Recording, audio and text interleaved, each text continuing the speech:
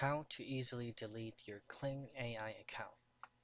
Now, if you pull up or access any preferred web browser and heading directly to klingai.com's official site, and then once you have logged into the account that you'd like to be deleted, there is no actual or there is no instant option just for you to just click on that and your account will automatically be deleted.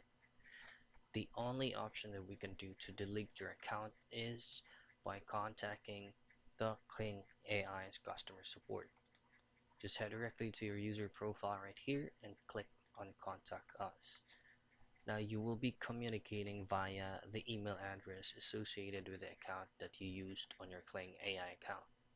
Just simply pull up that email address and just have a request from your account to Kling AI that you would like to be request your account to be permanently deleted, and then just send this over to the email address on their official site. You just have to use this domain for you to completely communicate with the official customer services from Kling AI.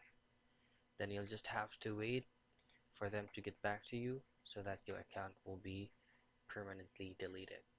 So that's the only way that you can do for you to be able to easily delete your Kling AI account.